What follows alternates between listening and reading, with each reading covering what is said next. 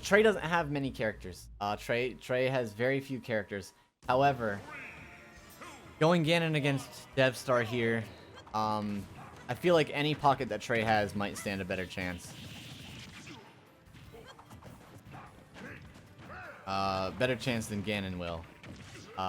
We've seen this matchup from Dev several times, and to be fair, Prash's Ganon during the last SDI did manage to do a good bit to Dev. I think it took a game or two off of him, but it's an uphill battle for Ganon here.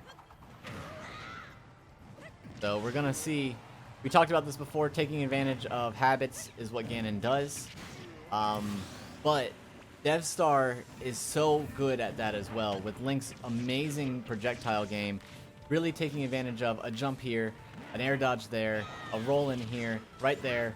He wasn't covering for that side B come up. DevStar was covering for about 10 options right there. Slight exaggeration, but you get the point. He is covering his options with this character. He knows what to do, and he's got it down, and more than a stock lead now.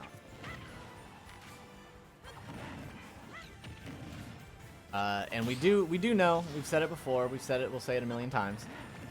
A cheeky Ganon, or Ganon can get some really, really cheeky stuff off on almost any player. But you need an in. And that's the problem here, is you need an in. And Bray just cannot get this in with all these projectile games. He's basically playing a shoot 'em up here.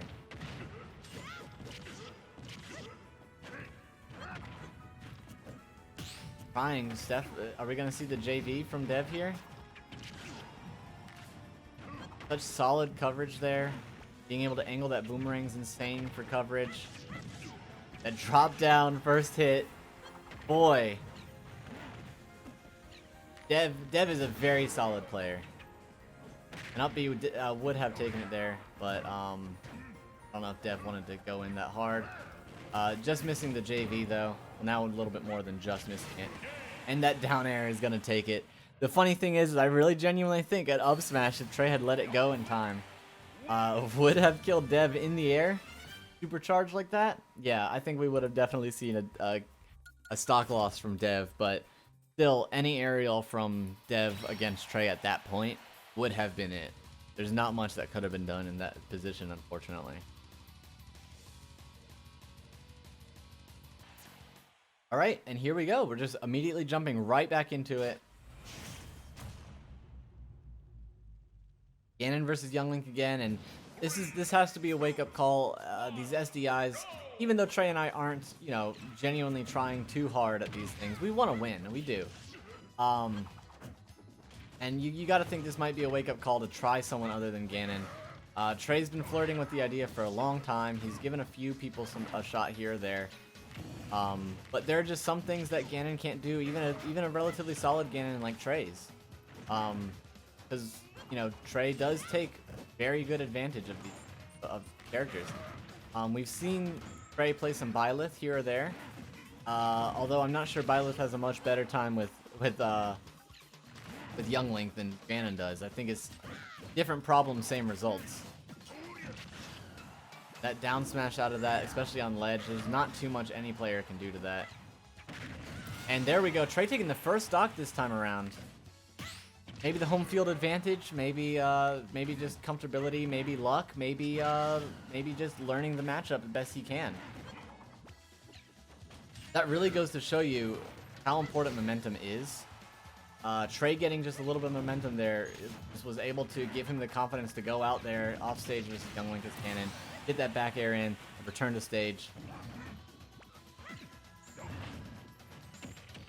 Trey, we were talking about getting smash happy. I think that's happening with Trey a little bit. He did the same thing versus Pikachu earlier. I think this was during training, but he did the same thing versus Pikachu in training. He was holding those smash attacks. Maybe this was last night too, but holding those smash attacks despite the fact that the T-Jolt was coming right toward him and would interrupt him.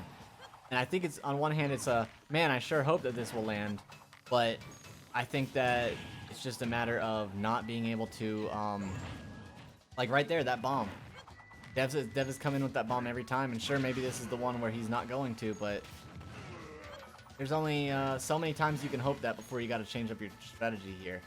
But this is the problem that you find whenever you are panicking a little bit, is going into this situation and just having a really rough time finding options that work.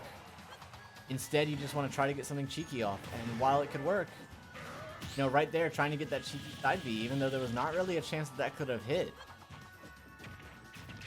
I mean, Dev was completely out of that range. Lots of panic options here. That time it worked. That time it worked because Dev was coming up from below. And even stock. So once again, this might be what Trey needs. Dev has been the one to take the second stock first, but Trey did take the first stock first. So who knows how this can work, but either way, we need Trey to start making some smarter choices, and not just holding those smash attacks, waiting for a projectile to interrupt his charge.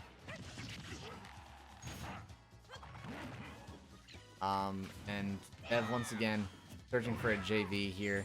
Trey going for a smash instead of a grab combo, instead of a side B. Anything that he could have done there to get a little bit of percent on, but going for a smash attack. Something other than a kill.